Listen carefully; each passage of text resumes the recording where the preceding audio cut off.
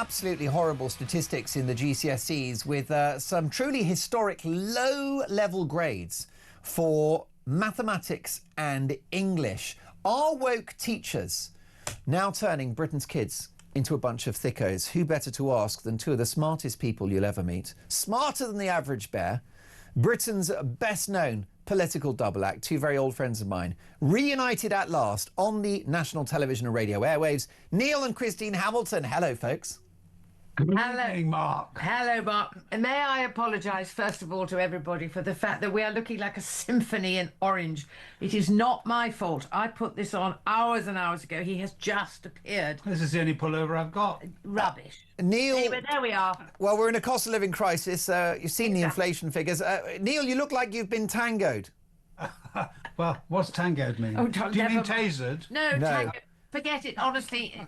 He's not with it on that sort of... Is there anything to do with Last Tango in Paris? No, in your dreams. You know, you're going to have to discuss Last Tango in Paris when you come off air. I know, and tangoed. Well, I mean, this honestly, is it. No. My evening is destroyed. For those that don't know, The Last Tango in Paris was a very adult-themed film starring Marlon Brando. I think it might have involved... There might have been food that was part of the whole romantic excursion.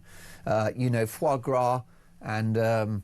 caviar, champagne. Goodness no, it was X-rated stuff. We're getting towards too much information. Mark, I think you'd better stop there. Well, I think I had. That's a sentence you'll be hearing from Neil later. Now, Christine, can we talk about the plunging educational standards in this country? We really need to have our kids leaving school with adequate mathematics and English, and right now we don't. Why is this happening? Well, when I was at school, the 3 R's, reading, writing, arithmetic. Yes. A little bit of laxitude there on grammar. But reading, writing and arithmetic were the 3 absolute pillars of any child's education. And if you couldn't do all 3, you were coached, you were made to, your parents would have given you more homework, etc., etc. I mean, I was never very good at the arithmetic bit at the end. I hate numbers and figures. That's why I married him, because he's very good at them. Well, I'm number 1 in this house. Oh, anyway, we deviate. But I've heard you're number 2, but there you go. Let's not go there. Mark, you're right. He's wrong. I think we've lost sight of what is important. It's all now about prizes for everybody. You can't have top of the class, bottom of the class, can't do that. Everybody's got to be fine. Everybody's got to win the egg and spoon race, and everything's got to be woke, and you can't criticise somebody. You can't... I mean, the whole thing is ludicrous. And what do you expect? This is what we've got. It's predictable. And I mean, the cultural references today are important here. I think everybody's now got a calculator on their phone, if nowhere else. Yes. So they actually need to do mental arithmetic and to be able to count. People writing emails rather than formal letters, and spelling, punctuation and so on go out the window in emails or tweets or social media posts and so on. And so I think a lot of kids today don't really see the point in formal grammar or being able to do the things that kids of our age had to take in their stride, because there was nothing else. And I think, therefore, that standards have dropped. I don't think I'm just being a grumpy old man. I mean, I may well be a grumpy old man, but it's not just that. I do think that today we live in a culture of mediocrity as well. Instead of levelling up, we supposedly have a Department of Levelling Up, but actually the whole culture today is all about levelling down to the level of the middle, rather than giving people the aspiration to do better than they thought they could. And as a result, the whole of education is all about encouraging snowflakes to get in touch with their own feelings, and you can't tell them that they're useless at what they're doing, and therefore they've got to shape up and work harder, because that means that we're not empathizing with them. So I think all this nonsense, which has infected education, which is now overwhelmingly a woke industry. I mean, I think about 70 or 80% of teachers and university teachers vote for the Labour Party or left-wing parties, whereas in my day it was probably half and half. So I think the whole culture of education has changed very much for the worse. Most definitely. I mean, Christine, we hear that Tesco and Sainsbury's are having to teach school leavers basic English and maths before they're ready to hit the supermarket aisles, finishing the job that should have been completed by schools who charged the taxpayer a handsome sum of £8, £9, £10,000 a year per pupil. Yeah. I didn't know that about the supermarkets that Yeah. you mentioned, and others are available. But I'm afraid it doesn't surprise me. And then the standards that are being churned out now, yes, a lot of people do brilliantly and they get their A-levels. They go on to, no, sorry, not A-levels, whatever they're called nowadays. Well, I think they are still called A-levels now. Are they? Yeah. I honestly, I don't know. And they go on to university. There are a lot of great, bright kids out there who, this is why I think this attack on private schools by the Labour Party, by pushing VAT on private schools, is so misguided. Because of course, there are very rich people who can afford to pay the VAT, that's fine. But there's a load of middle-class parents for whom their children's education is the most important thing in their lives. They want their children to have the best. They want their children to achieve. They don't want them to be in a school where mediocrity is encouraged, because prizes for everybody.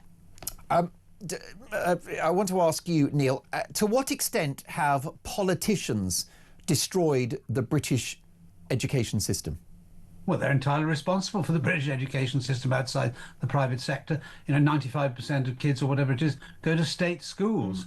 And, the whole sort of comprehensivization of British education has actually been about dumbing down. I mean, I went to an old-fashioned state grammar school, and all right, it was a minority, and actually quite a small minority of all children in my day who went to those schools. But instead of improving secondary moderns, lots of which were hopeless, actually what we did was get rid of grammar schools, and therefore we equalised the schools which were substandard with the schools that were not. And as a result, there's a kind of middle mediocrity which is now imposed on the system. Because, Neil, is the idea, sorry to interrupt you, because help us with the history of this.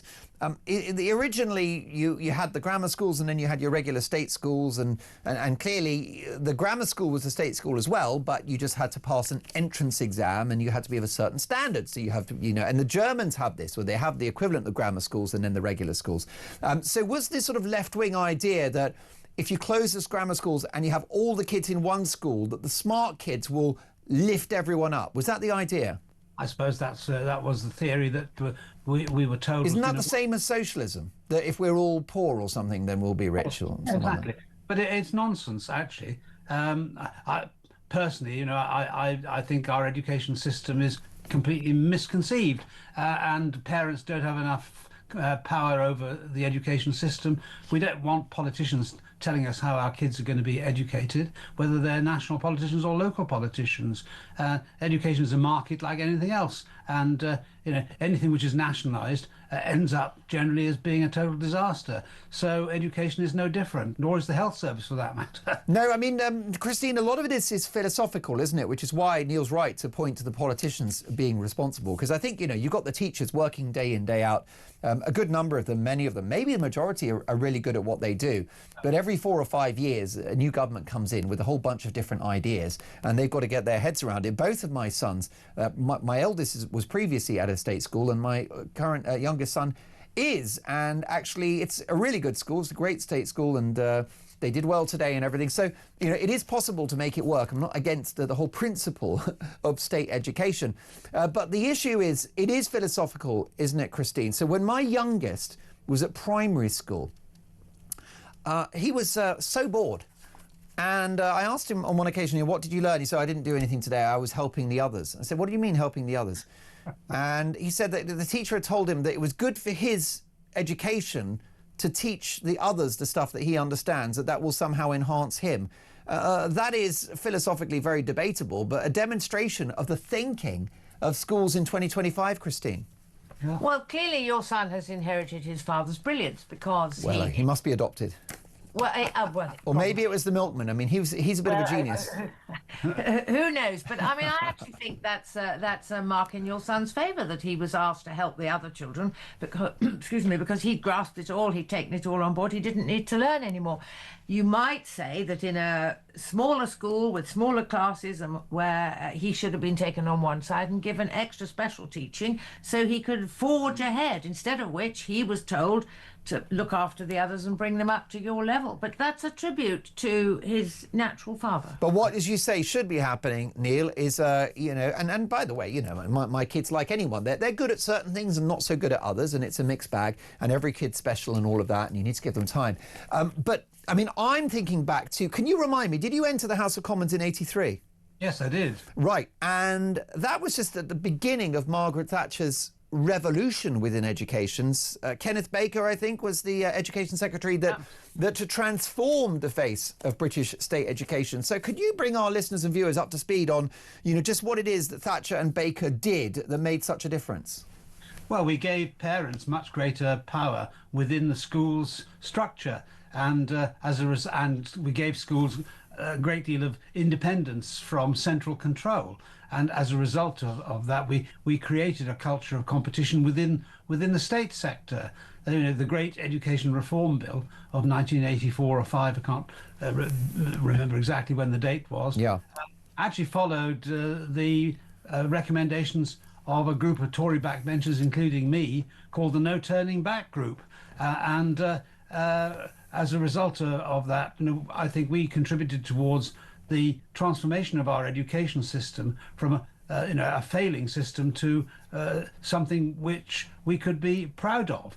Unfortunately, in the last decade or so, we've been going in the other direction, and as a result, not only have parents wanted to escape the state system altogether, but we've had free schools setting up, you know, academy schools outside the control of day-to-day politicians. And a great educationist like the magnificent Catherine Birbal Singh, who has transformed the life chances of kids from very poor backgrounds in London, and she's I think the model that we should be following. But there are so many teachers who think that she is actually the devil incarnate, and the education unions, who are totally opposed to anything along the lines that we've been discussing in this programme this evening. Yeah. But, you know, we really need to emancipate the education system and give power back to the people who really matter, which is the parents of the children, who should be more responsible than the state for their education. Well, that's right. Christine, go on.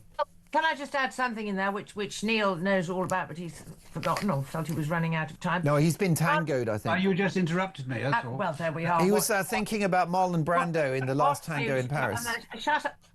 Shut up, both of you. What you advocated, and I think it was in 1979 when Neil stood in the general election up in the north. He didn't get elected. He advocated in his election manifesto education vouchers, which meant that every parent voucher worth X number of pounds, and they could it was like money. They could take that to the school of their choice, and that would have made schools answerable to the parents, because if the parents weren't happy, they would pick up their voucher and take it somewhere else. But I mean, it would never happen now, certainly not with this government, but that's what they need. They need more parental control in schools over their own children's future. We pay for it after all, so why shouldn't we call the shots? Most definitely. Next up, and the Hamiltons are staying with us for a proper half-an-hour sit-down, which I'm so excited about. Why have white working-class kids been thrown under the bus by the establishment? Academically, life chances, all the rest of it. They don't go to university. No one's talking about it.